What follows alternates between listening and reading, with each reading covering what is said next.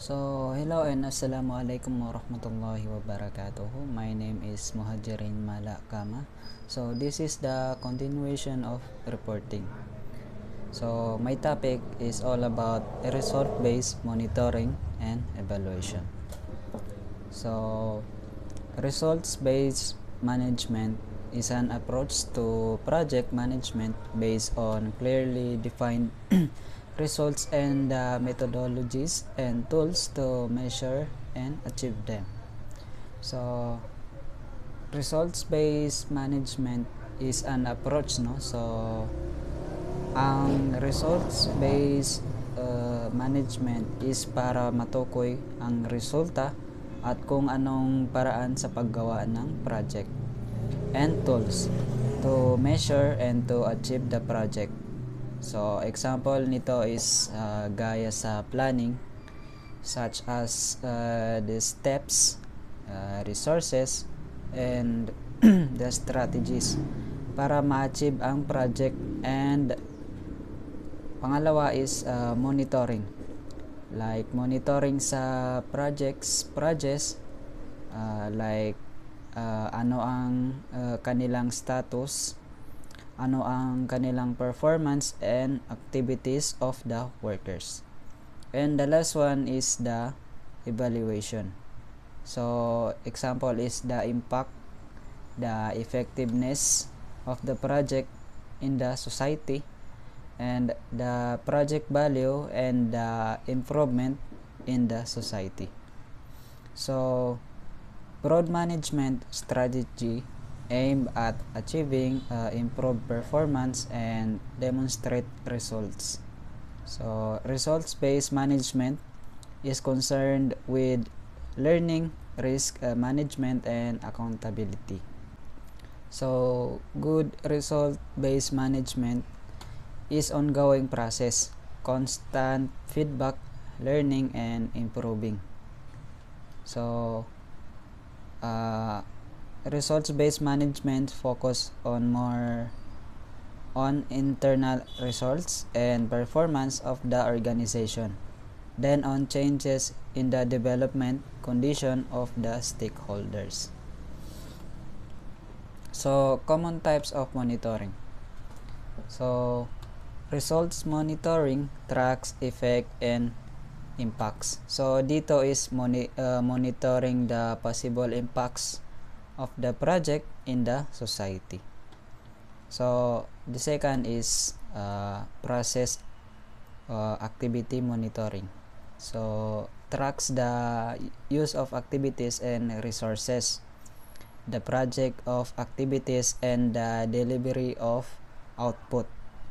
It examines how activities are delivered, the efficiency in time and resources. Dito is kumbaga kung paano pinaprocess ang project, at the same time yung time syempre na tinatawag na schedule, and the resources gaya ng financial resources, human resources. Example ng human resources is yung project managers and team members. Next is compliance and monitoring. Ensures compliance with donor regulations and expected results, grant and contract requirements, local governmental regulations and laws, and ethical standards. Syempre dapat meron din tinatawag na pagsusunod, kagaya ng pagsunod sa mga batas, and sa mga worker is meron din silang mga rights, and the respect. At saka next is meron contract din ang paggawa ng project. And the next one is context situation monitoring. Tracks the setting in which the project or programs operates, especially as it affects identified risk and assumptions, but also any unexpected consideration that may arise. It includes the field as well as the larger political, institutional, funding, and policy context that affects the project. So, dito is, ang pagkakaintindi ko is parang ina-analyze at ini-evaluate ang magiging epekto ng pag-implement ng project sa environment.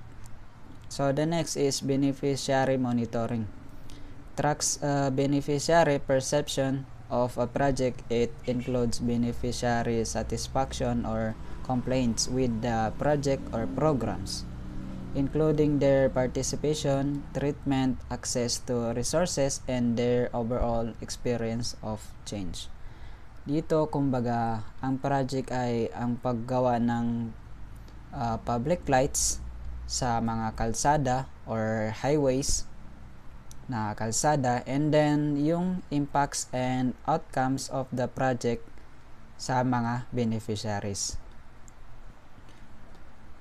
Yun yung tinatawag na beneficiary monitoring. So, the next is financial monitoring. So, accounts for cost by inputs and activities within predefined categories and expenditure. So, dito is mga budget for the project para sa mga possible na mababayaran, at syempre ang materials for project implementation. So, pagbili ng mga materials for projects. And the last one is the organizational monitoring.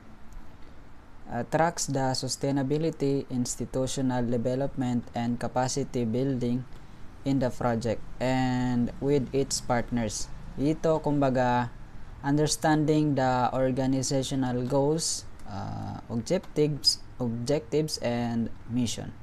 Yun lang po, and salamat.